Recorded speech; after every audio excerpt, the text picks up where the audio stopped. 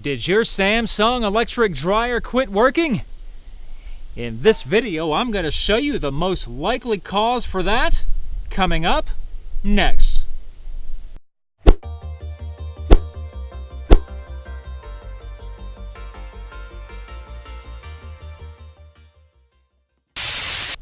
Hey everybody, Rudy here from the Home Improvement Channel with another video helping you fix things around the house.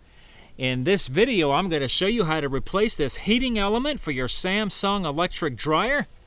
I'm going to show you how to troubleshoot these and tell you what the normal readings are with your ohm meter. That way you'll know if this is actually a problem or not before you go and spend any money. So without further ado, let's dive right in. Alright, so if you're wondering where the access to the heating element is, it's actually right here in this area right here.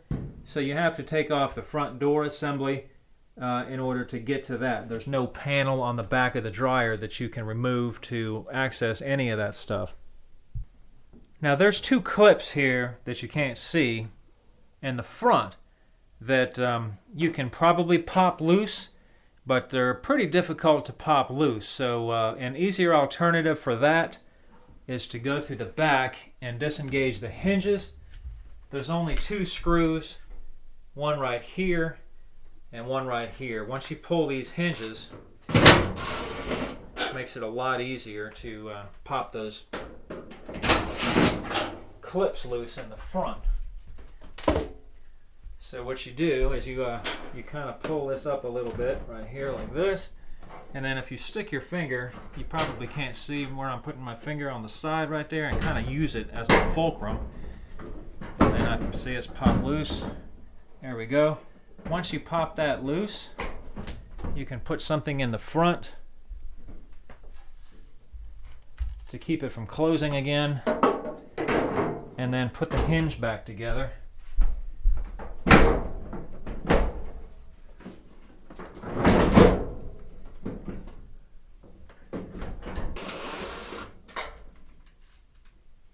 Alright, once you get the hinge back together, just raise this puppy up like the hood of your car, and it'll be helpful to have some kind of a hood prop in here.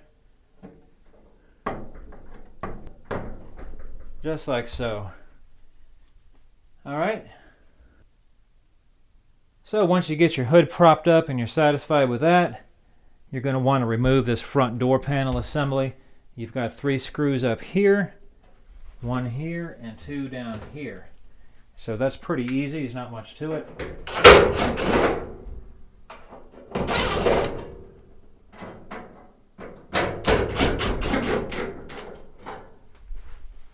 Keep in mind these are 2 different kinds of screws, so remember which ones went where. And by the way, if I didn't mention this earlier, you're going to want to be doing all this with the dryer unplugged.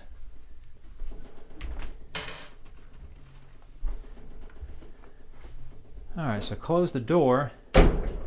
Alright, you're going to want to unclip this wire right here a little bit to give you a little bit more room. This goes to the door switch. So push these tabs down right here and kind of pull back like that. Careful not to come too far because you got to disable the door switch. Not disable it, but unplug it. Just like that.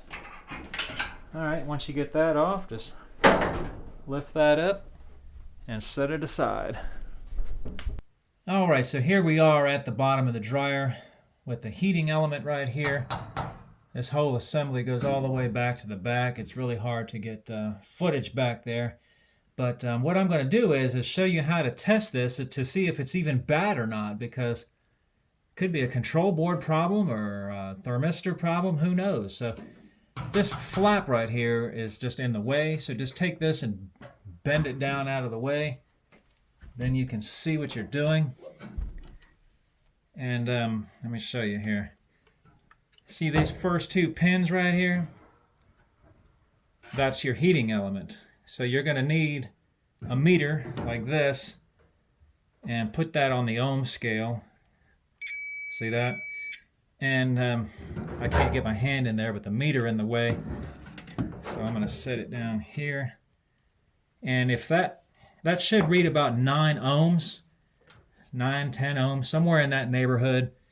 If it's open, which means infinity resistance, which is where the meter is now, where it says 1 right there, that means that heating element is open.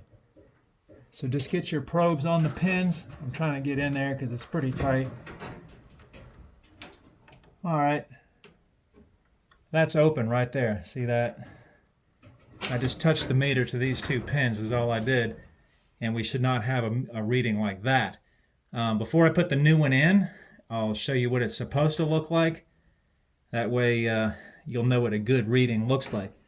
Now, if that did read normal, like 9 ohms, 10 ohms, somewhere in there, there's 2 more thermistors to the back here. There's one, you probably can't see my hand, there's one, and then there's a second one. All right, so I'm going to take this off of here, because obviously it's bad, and then I'll show you the readings on the other 2, that way you can see what they're supposed to look like. So we have to get this stand out of the way right here, because there's not a big enough opening through here to get the heating element out with the stand in the way. And there's 2 screws here that are pretty easy to get to, but there's 2 more in the back that are not so easy to get to. So if you're thinking you're going to cut yourself, maybe wear some gloves or something, because there's a lot of sharp sheet metal in here that can definitely cut your hands up. I'll probably get cut before this is over. If you're not bleeding around sheet metal, then you're not working on sheet metal. So there's another screw here. There's one here in the front, right here.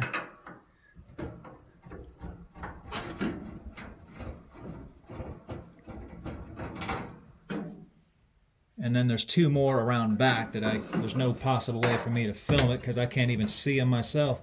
You just have to feel for them.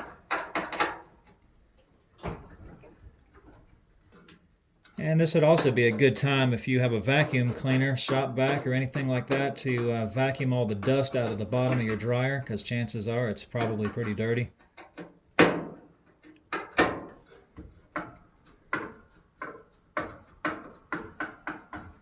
And pull the stand out of the way.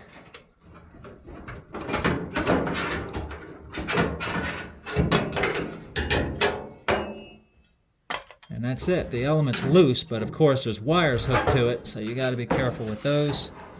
Just kind of pull it out here so you can get to it, and then carefully get the wires loose. Might use some long nose pliers to kind of get under there. Do like that.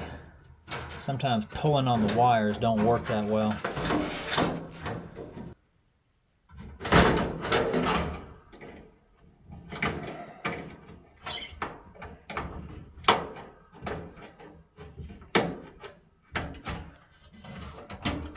There's not a lot of room in here, so that's the problem.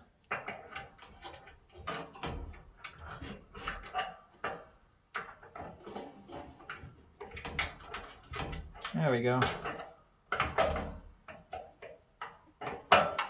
That's it. Pull that puppy out of there. Okay, so I just wanted to take a minute here to show you what the readings are supposed to look like. This is the old unit still. We have nothing here. That's definitely not right. I'll show you here in a minute. And these 2 thermostats are actually still good, but this is what they read on the meter. The one in the middle is the high limit, thermostat 2 on the schematic, and the one on this left here is the thermal cutoff. That's thermostat 3 on the schematic. Okay, here's the new. Here's what we're supposed to get on the heating element. See, like I said, around 10 ohms. And then, of course, the other 2 I already showed you. These are going to be the same. Right here, and then the other one is the same too. Those 2 were fine to begin with, but that's the proper reading on the heating element. All right, I finally did get everything back in there. I'm hand holding the camera, so excuse it if it's a little shaky. But just wanted to show you everything's hooked back up. It's just exactly in reverse of what I showed you when I took it apart, so there wasn't really much to show. I needed to get my hands in there, and the camera was just in the way, so I had to do it without the camera.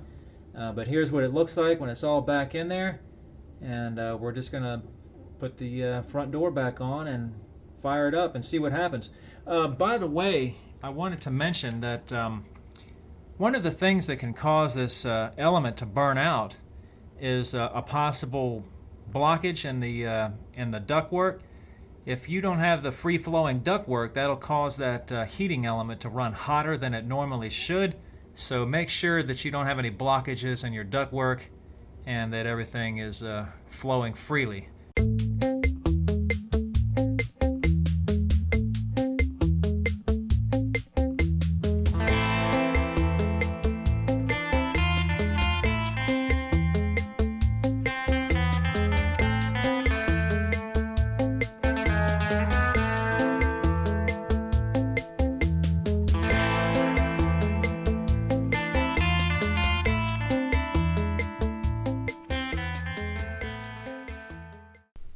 We're just about done here. Just wanted to show you the last part. Just clip these back together. There we go. Hood's locked. And it's a good idea to plug it in and check it and then feel the air coming out of the back so that you can make sure the dryer itself doesn't have an airflow problem.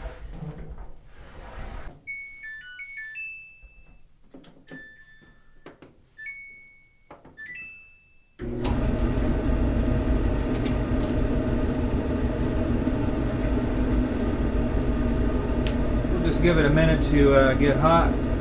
Make sure the elements are working. Oh, I smell it. Alright, so the dryer works great, no problems. Everything works as it should. That's how you replace the heating element in the Samsung dryer. Guys, if you enjoyed this video, click on that thumbs up and subscribe to my channel. I come out with videos like this as often as I can. Thanks for watching.